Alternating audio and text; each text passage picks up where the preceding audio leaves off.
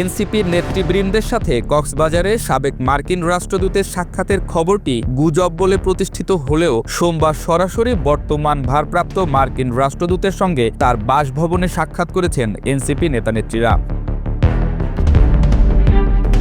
হঠাৎ করেই এনসিপির যুক্তরাষ্ট্র কানেকশন এবং সেটা নিয়ে হইচইয়ের পর ফের আনুষ্ঠানিক সাক্ষাৎ রাজনীতির মাঠে নতুন করে নানা ধরনের খবর চাউর হচ্ছে। তরুণ তুর্কিদের নবীন এই রাজনৈতিক দল আদতে কেন মার্কিন রাষ্ট্রদূতের শরণাপন্ন হলেন চলুন জেনে নেই। আদতে এই বৈঠকটি বিশেষ তাৎপর্য বহন করার কারণ মাত্র 6 দিন আগে জুলাই অভ্যুত্থানের প্রথম বার্ষিকীতে এনসিপির 5 শীর্ষ নেতা কক্সবাজারে রহস্যজনক সফর করছিলেন। এ ঘটনায় দলের মধ্যে অভ্যন্তরীণ বিরোধ দেখা দিয়েছিল এবং 5 নেতাকে কারণ দর্শানোরও নোটিশ দেওয়া হয়েছিল। নোটিশের ব্যাখ্যায় এক নেতা এক ধরনের বিষয় উল্লেখ করেছেন। নাসিরউদ্দিন পাটোয়ারি বলেছেন, দেশ জুড়ে পদচারণার ক্লান্তি কাটাতে স্রেফ অবকাশ যাপনে গিয়েছিলেন। অন্যদিকে হাসনাত আব্দুল্লাহ বলছেন, তিনি জুলাই সনদের বিরুদ্ধে প্রতীকী প্রতিবাদ হিসেবে কক্সবাজার গিয়েছিলেন।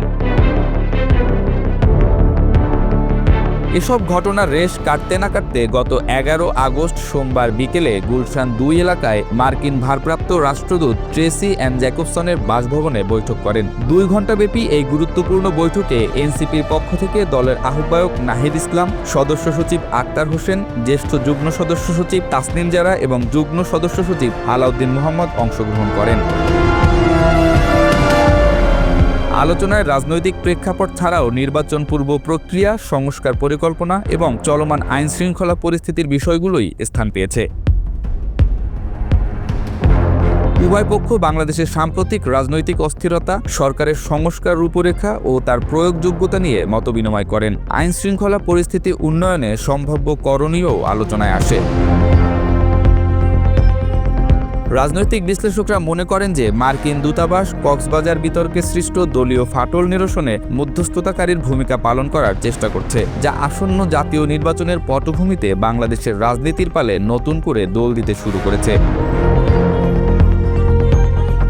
বৈঠকে দেশের প্রায় সব জেলায় অনুষ্ঠিত জুলাই পদযাত্রায় প্রাপ্ত ব্যাপক জনসমর্থন এবং তরুণ প্রজন্মের স্বতঃস্ফূর্ত অংশগ্রহণের বিষয়ে রাষ্ট্রদূতকে জানিয়েছে এনসিপি নেতৃবৃন্দ।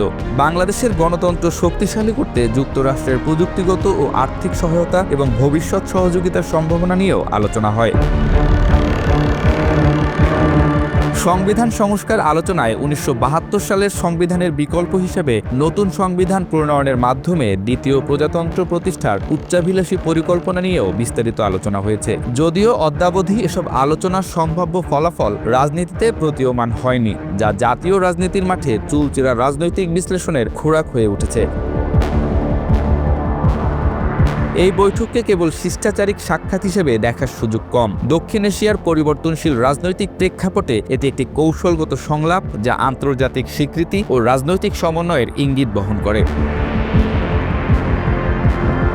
রাষ্ট্রদূত জ্যাকবসন বাংলাদেশের গণতান্ত্রিক শক্তিশালীকরণে যুক্তরাষ্ট্রের সমর্থনের প্রতিশ্রুতি দিয়েছেন এবং এনসিপি নির্বাচনী পরিকল্পনা সম্পর্কে জানতে চেয়েছেন। যদিও এনসিপি ফেব্রুয়ারির নির্বাচনে অংশগ্রহণ নিয়ে এখনও ইতিবাচক কোনো সাড়া দেয়নি, তবে দলটি যেভাবে তাদের কর্মকাণ্ড পরিচালনা করছে তাতে অনেকেই মনে করছেন আগামী নির্বাচনে তারা অংশগ্রহণ করবেন।